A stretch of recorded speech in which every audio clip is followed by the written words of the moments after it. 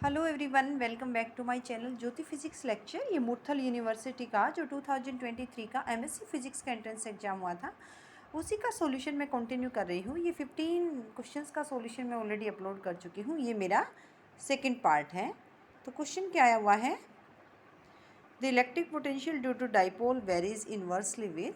Electric potential कैसे vary करता है डाइपोल की वजह से, that varies inversely with square of the distance. तो सेकंड ऑप्शन इसका क्या था, राइट आंसर। नेक्स्ट क्वेश्चन था, ये सीधे सीधे क्वेश्चन आए हुए हैं। अगर आपने मुरथल यूनिवर्सिटी के क्वेश्चंस देखे हैं तो differential form of Faraday's law of electromagnetic induction is del cross E यानी curl of electric field is equal to rate of change of magnetic field. First option is right answer. Murthal university के questions जो मैंने देखे हैं उसमें कुछ questions केयू वाले आए हुए हैं, जो कुरुक्षेत्र यूनिवर्सिटी का एंट्रेंस एग्जाम हो चुका था उससे भी कुछ क्वेश्चंस आए हुए हैं। The mean free path of a gas of molecule जिसका रेडियस ए है, नंबर डेंसिटी n है, can be expressed as. Mean free path को कैसे करते हैं, मीन फ्री पाथ हमारे पास होता है 1/√2πd²n, where d is diameter of gas molecules और रेडियस क्या होता है, d is equal to twice of r। r radius है, a रेडियस है, तो यहाँ पे d की जगह 2a रखेंगे तो that is equal to 4√2πa²n। So हमारे पास first option is right answer. Next question देखते हैं। On temperature entropy diagram the isothermals are parallel to S axis, entropy axis, temperature axis, may have any orientation, none of the above. तो ये temperature होता है, temperature आइसोथर्मल्स जो हैं parallel होते हैं टेम्परेचर के। Second option is right answer. Next question था, the change in entropy is positive in, change in entropy is, ये क्या है, इरिवर्सिबल चेंज के अंदर पॉजिटिव रहती है। Third option is right answer. Next question आया हुआ था, गिव्स पोटेंशियल क्या होता है, G H minus T S. H क्या होता है, enthalpy, U plus P V. तो इसका ऑप्शन था correct answer this. Second option is right answer. Next question है, Clausius Clapeyron heat equation is given by dp/dt is equal to L/T into V2 minus V1। यहाँ से जो है ये वाले ऑप्शंस थे, लेकिन यहाँ पे V1 माइनस V2 था या V2 minus V1। So fourth option is right answer. Next question आया हुआ था, law of conservation of angular momentum is a consequence of. ये ऐसा ही एमडीयू में भी आया था और जो है केयू में भी आया था। एंगुलर मोमेंटम की कंजर्वेशन पूछी थी, that is isotropy of space. Second option is right answer. Next question आया था, at what velocity the kinetic energy of a body is equal to the rest mass energy. इसमें से आप देख सकते हो काइनेटिक एनर्जी क्या होती है, m minus M not into C square, that is equal to rest mass energy होती है m not into C square.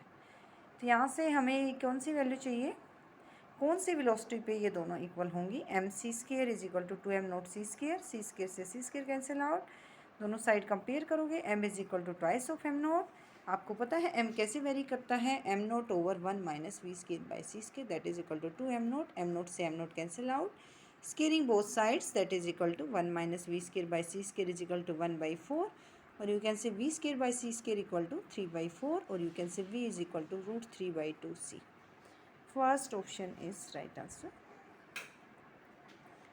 Next question था 25th, in case of an inelastic collision which of the following is true? Total energy is conserved, linear momentum is conserved, kinetic energy is conserved, kinetic energy is not conserved. तो in elastic collision में कौन सी चीज़ true रहती है, in elastic collision में जो है kinetic energy conserve नहीं रहती है। Fourth option is right answer. Next आया था, Davisson Germer experiment relates to XRD के लिए यूज़ हुआ था, तो electron deflection is right answer. Next है, हाइजेनबर्ग अनसर्टेनिटी प्रिंसिपल इज, क्या होता है ये, delta X into delta P. Delta X होता है change in position in measuring the position delta X, और डेल्टा पी एक्स होता है कितनी अनसर्टेनिटी आएगी जब आप मोमेंटम को मेज़र करोगे। इनको हम साइमल्टेनियसली मेजर नहीं कर सकते, कुछ ना कुछ एरर आएगी, यानी डेल्टा एक्स में एक्यूरेसी ज़्यादा आएगी तो एरर यहाँ आएगी, यहाँ एक्यूरेसी आएगी तो यहाँ आएगी। So first option is right answer, h cross h/2 h Planck constant. Next question है, the de Broglie equivalent of a material particle which are in thermal equilibrium at temperature T is h divided by square root of 2m kT। Thermal equilibrium में energy क्या रहेगी अपनी, kT। Second option is right answer. Next question था, Lande g factor for the doublet term 2d 3/2 is L की value क्या रहेगी, D के लिए 2, एस की वैल्यू, इसको आप कंपेयर कर सकते हो टर्म सिंबल से, 2s + 1 एल जे, 2s + 1 की वैल्यू 2 है तो s हाफ, डी स्टेट के लिए एल की 2, जे के लिए 3/2। जी का फॉर्मूला होता है Landis ji factor 1 + j × j + 1 + s × s + 1 - l × l + 1 divided by 2j × j + 1 that is equal to 1 + j की वैल्यू 3/2, j + 1 5/2 + s की value half, s + 1 3/2 minus l की वैल्यू 2, l + 1 3/2 इंटू j की value 3/2, j + 1 5/2 that is equal to 1 plus ये आ रहा है 15, 4 LCM लेंगे तो 15 + 3 माइनस 6 × 4 डिवाइडेड बाई 30/4, 4 से 4 cancel out which is equal to 1 - 6/30 that is equal to 1 - 1/5, 4/5। ये बिल्कुल एग्जैक्ट आया हुआ था केयू में जहाँ तक मुझे याद है। और ये एनर्जी मैंने बताई थी डी ब्रोगली की, जब पार्टिकल थर्मल इक्विलिब्रियम में है एनर्जी केटी हो जाएगी। नेक्स्ट क्वेश्चन देखते हैं। नेक्स्ट क्वेश्चन आया हुआ था, कोई पार्टिकल है बुक्स के अंदर बड़ा है और बुक्स कहाँ से कहाँ x = 0 से x = 1 तक l तक पोटेंशियल कहाँ पे मैक्सिमम होगी। देखिए आपको पता है यहाँ पे पोटेंशियल 0 होती है और एंड्स पे मैक्सिमम, x = l पे भी क्या होगी पोटेंशियल इनफाइनाइट, मैक्सिमम यानी l पर होगी। Second option is right answer. Next question है, which of the following transition in hydrogen atom emits the photon of the highest frequency. आपको ट्रांजिशन दी थी n = 2 से n = 1 स्टेट, n = 3 से n = 1, n = 4 से n = 2, n = 4 से n = 3। कहाँ पे आपके पास जो है हाईएस्ट फ्रीक्वेंसी होगी। देखिए न्यू बार क्या होता है, nu by c that is equal to 1/λ that is equal to R H जो कि रिडबर्ग कॉन्स्टेंट 1/1² - 1/n²। ये मैं n = 1 में ट्रांजिशन हो रही है उसके लिए फॉर्मूला लिखा है मैंने। तो यहाँ पे हमारा आ रहा है न्यू आ रहा है c × R H into 1/1² minus n की वैल्यू 2 है 1/4 that is equal to 3/4 into C R H 0.75। चारों के लिए मैंने कर दिया है n = 3 से n = 1 में होगा तो c × R H 1/1² minus 1/3² that is equal to 8/9 और यू कैन से 0.8 सी आर एच। तो ये वैल्यू ज़्यादा है। इसी तरह से मैंने बाकी को भी दिखाया है, n = 4 से n = 2 में ट्रांजिशन हो रही है 1/2² minus 1/4² that is equal to 3/16 और यू कैन से 0.2 आर एच।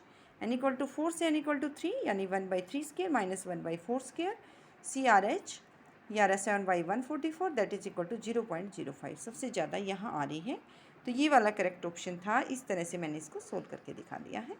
नेक्स्ट क्वेश्चन देखते हैं। कुछ ऐसे ही लास्ट क्वेश्चन की तरह है, रिडबर्ग कांस्टेंट की टर्म्स में wave number first Balmer line निकालिए दैट इज इक्वल टू, जब मैंने इसको सोल्व किया है 5r/36 न्यू बार होता है nu by c that is equal to 1/λ equal to R H 1/2²। Balmer में कहाँ ट्रांजिशन होती है, सारी लाइंस n = 2 में आएंगी, कहीं से भी फर्स्ट लाइन कहाँ से होगी यानी n हमारा > 2 होगा यानी 3 से 2 में, तो 1/2² minus 1/3² that is equal to R H जिसको मैंने रिडबर्ग कांस्टेंट कहा या आर गिवन है आर एच को। ये आ रहा है एलसीएम मैंने 36 लिया तो 9 - 4 5r/36 यही सोल्व करने पे आ रहा है। नेक्स्ट क्वेश्चन था, द रेशियो ऑफ नियोन और हीलियम की रेशियो ले रहे हैं हीलियम नियोन लेजर में क्या रहेगी। देखिए पूछा है neon to helium that is 1:10, helium to neon पूछा तो 10:1 होना था। Second option is right answer.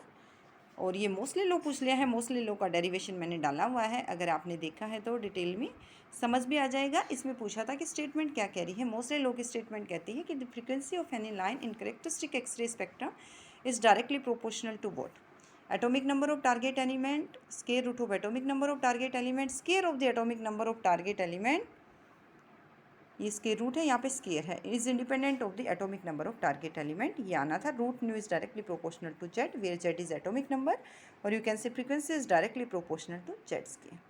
तो ये आना था square of the atomic of number of target element. Third option is right answer. तो इस तरह से ये मेरे 2 लेक्चर अपलोड कर चुकी हूँ, मैं कंप्लीट सॉल्यूशन डाल दूँगी। Thank you.